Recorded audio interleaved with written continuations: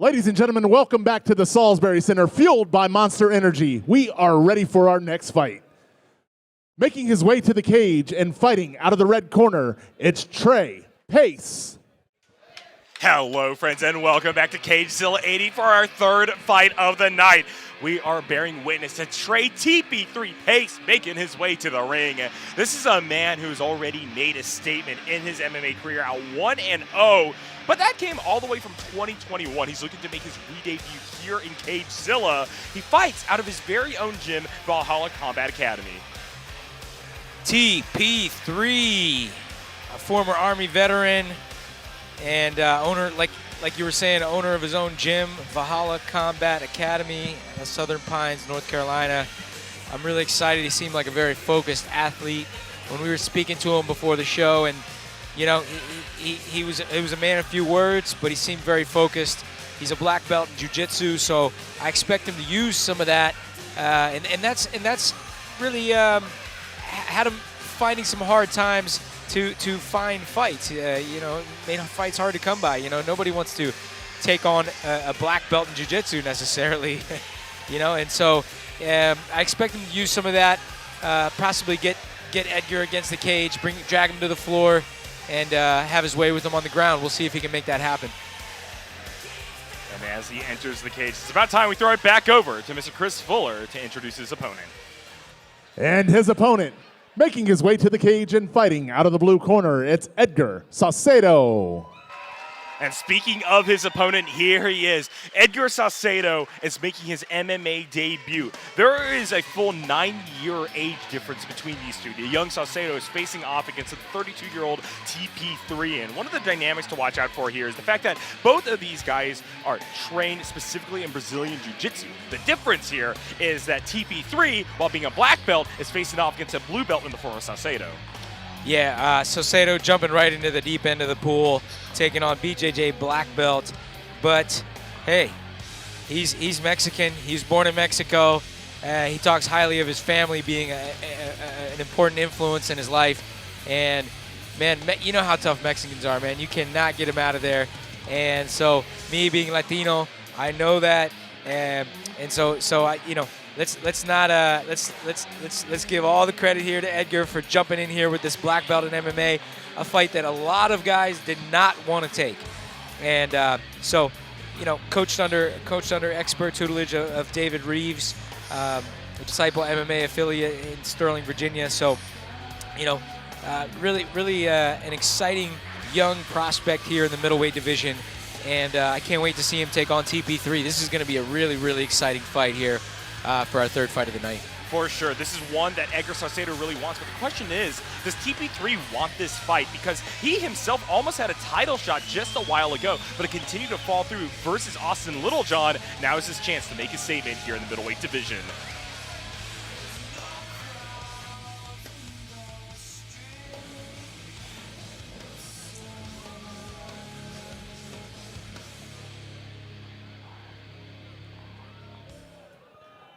Ladies and gentlemen, this bout is scheduled for three-minute rounds in the CageZilla middleweight division. It is brought to you by our friends at Gray Realty Group, a top real estate team in Northern Virginia, and ABC Supply, America's largest wholesale distributor of roofing, siding, windows, gutters, and more. And now, starting out, fighting out of the red corner, standing 6 foot tall and weighing in at 185 pounds, fighting out of Valhalla Combat Academy with a record of 1 win and no defeats, it's Trey TP3 Pace. And his opponent, fighting out of the blue corner, standing 5'9" and weighing in at 182 pounds, fighting out of Disciple MMA, he is making his CageZilla debut. It's Edgar Saucedo.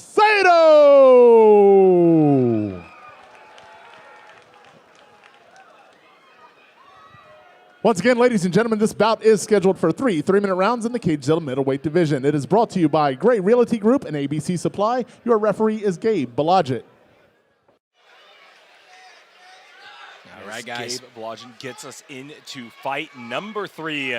We have quite a few dynamics at play here. A veteran someone who owns his very own gym, facing off against a new debut here from Disciple MMA Academy. Let's see how this first round goes, as both of these fighters are going to have to feel one another out, given that on either side there isn't really a whole lot of footage here. Remember, the last time that Pace fought was all the way back in 2021, and Edgar Saucedo is making his CageZilla debut. Already, though, got a kick game plan, a little bit of a leg grab there. TP3 unable to turn that into a takedown, though, as we continue the striking.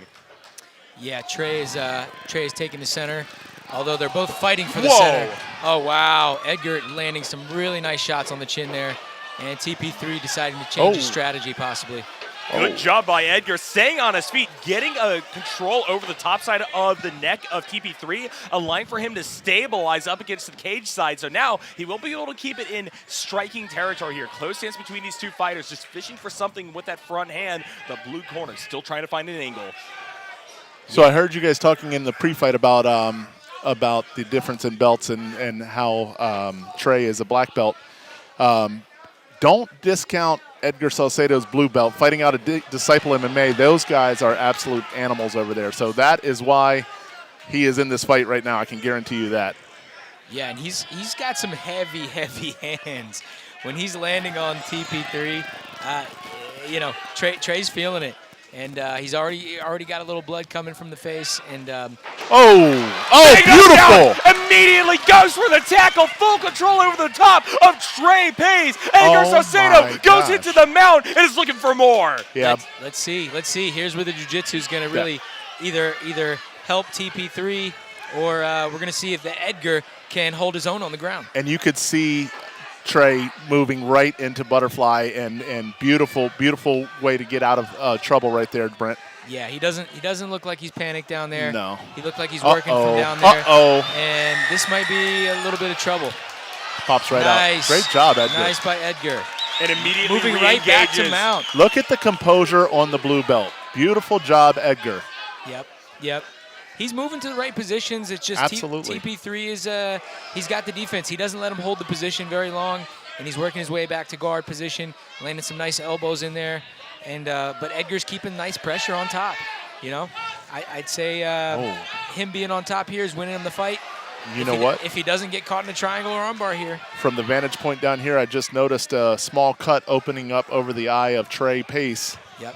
So that could become a factor as this fight goes on. Yeah, that happened on the feet. That was a nice punch by Edgar. What a fantastic utilization of legs to keep hip control away from Edgar Saucedo, who's now going to find himself on his back. What a big reversal by TP3, who's now just raining down hellfire from above onto a downed opponent. And then we see the clappers. This may be enough to save Edgar by the belt, but right now he's in a difficult position up against this black belt. And Chris, I'll tell you what, it wasn't as much of a great transition by Trey as it was a slip by Edgar. Yeah, not the best decision to jump guillotine right there. I thought he should have got back to his feet and started landing some punches. Great round from both guys. I thought Edgar might have edged it out. I think you're right. A longer time on top for sure. Doing a good job of just confidently answering back against TP3's ground game. But yes, as you're saying, Chris, a little bit of a slip up there at the end. As you said, because it was an actual full takedown by Edgar, I think that may look more favorably for the blue corner on the judges' scorecards. But as both of these fighters recharge for the next round, the real question is, what is in the cards? Are we going to get another striking set at the start of this one, or are we going immediately into takedowns? Yeah, I think Edgar's corner's probably telling him to come out. Let's land some big shots, and let's see where this fight goes, because he really had a lot of success there. And TP3, I think it might be good to get Edgar to the ground, get him on the floor. Although you got to be leery of what you're going to eat trying to go in there for a takedown, though. Absolutely. Edgar's got some heavy hands. Yes, he does. Yep. We'll see what kind of we got Trey Pace here. We'll see what kind of pace he can keep. And both guys, I think, are feeling weathering the storm here in round one. And it's always a battle to see, hey, what does round two and round three, what do they have in the tank? And I think we're going to find out here right now. Both fighters look fresh, though. Yep. And I think that's part of their background, their training, right? This is something that TP3 has devoted much of his life to.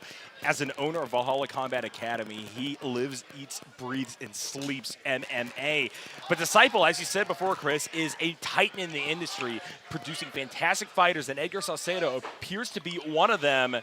It's a pretty ginger start to the second round. Both of these fighters still respecting one another's striking game. Just looking for a new opening here. Shots. Oh! Stagger TP3. Big control. Right back over to the side of Peso. He's going to try to wrap his legs around. And now with the hammer fist, he's putting Edgar Saucedo in an awkward position. Saucedo's got to stop going for that guillotine. Oh, look at this, though. Nope. Nope, he doesn't have it. He only has the head. Yeah, he doesn't have it. And yeah, it's like we feel like Dustin Poirier's coach. Stop jumping the ghillie. Yeah, he had him really rocked there. Yeah. And could have stayed on top, but chose to jump the guillotine. With a guy who's sweaty, especially with no hair, not really the smartest move in my opinion. That blood is really starting to stream out of the eye of TP3, though. So off the eyebrow. Some battle wounds here, but on top, TP3 is going to continue to try to assert ground dominance here. Once again, bringing those hammer fists to bear across the head of Edgar Saucedo, who continues to struggle to get this grappler off the top of him. Looking for leverage off the back, has his arms wrapped around his torso, but I don't know if that's going to be enough for Edgar to actually find a way out of this one. And Chris, it's moments like this where you can really see the patience of a black belt. Whoa! Yeah.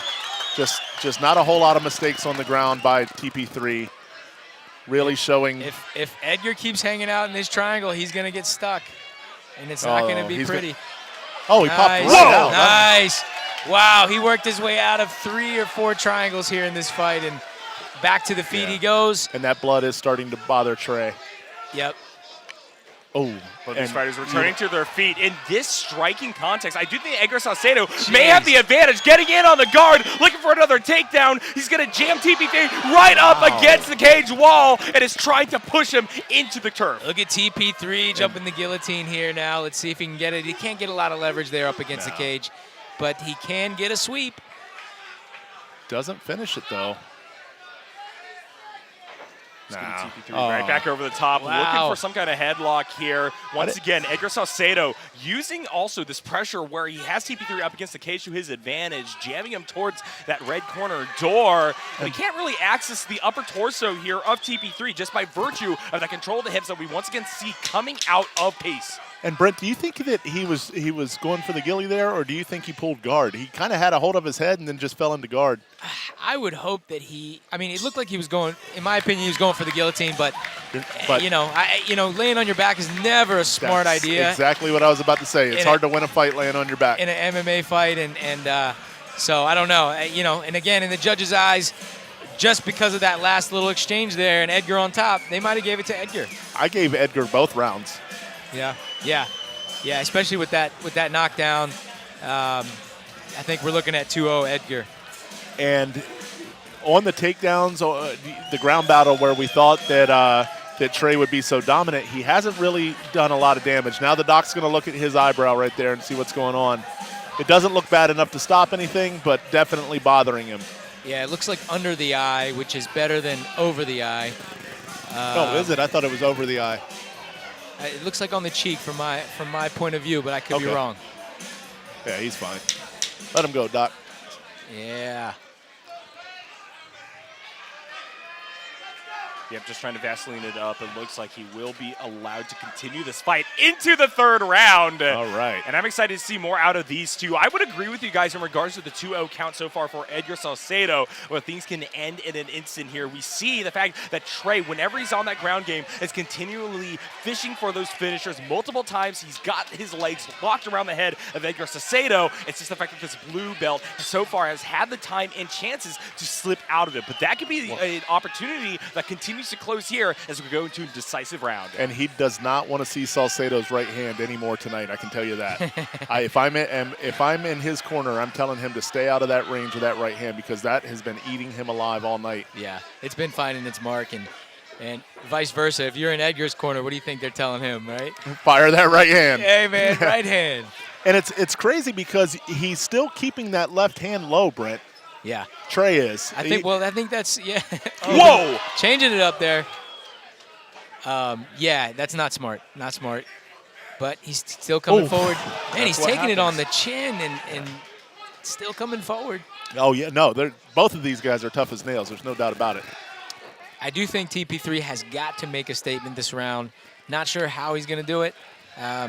Maybe one of those submissions he's been throwing up could be a success for him, but he's got to do something here in this third round. Agreed.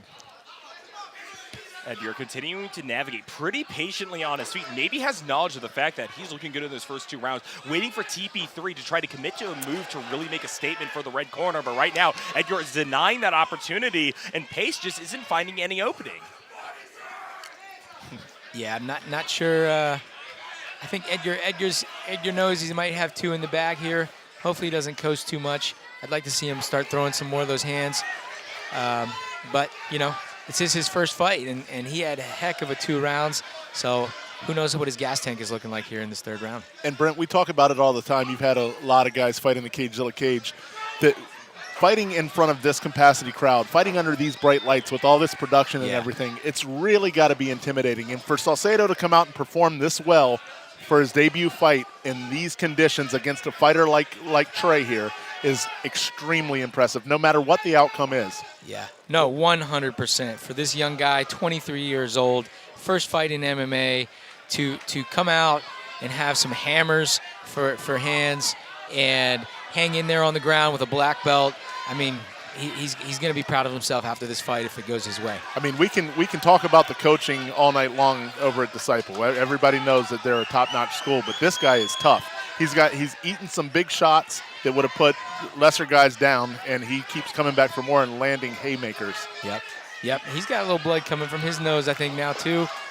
Look at this. For a takedown, 25 seconds left in the round, but once again, it's TP3 maneuvering to get on top. Shots to the ribs and now shots to the head with that left arm. TP3 unable to get a ton of leverage. Finally, full mount. He's going to start raining down the shots. Edgar navigating away, using his hips to his advantage. 10 seconds left in the fight. TP3 looking for one more big upside the head. Will not be able to connect fully with it, but still has background control. That was the mistake that Trey needed. Yeah, big round for TP3. Not sure if it's enough to get him the nod, but a heck of a battle from both of these guys. You know, Edgar and TP3 should be very happy with themselves. And I wouldn't be mad if somebody gave that first round to TP3. I didn't, but I could see how a judge would. This is going to be a close one. That last flurry in the last 25 seconds of that third round may have been enough to get a surprise victory for TP3. Hey, yeah, I've seen crazier things, and you know, yeah, that first round is the variable. You know, second round I thought it went to Edgar. Third round possibly TP3, and so yeah, you're right. Yeah, and this is why we say, do not leave it in the hands of the judges. Do not leave it to the judges. They'll make you cry every time. Yep.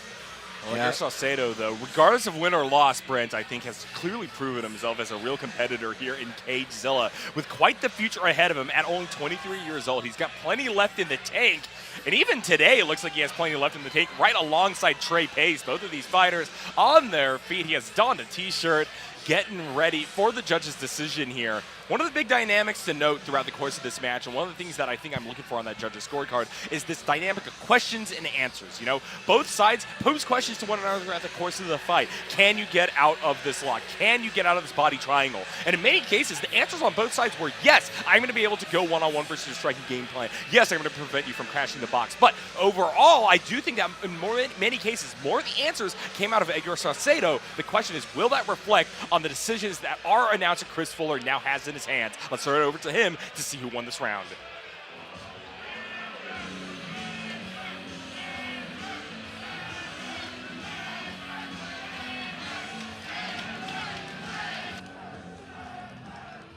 Ladies and gentlemen, after 3 rounds of action, we go to the judges' scorecards for a decision. But before we do, let's hear it for both these fighters, putting on one hell of a show. Great job.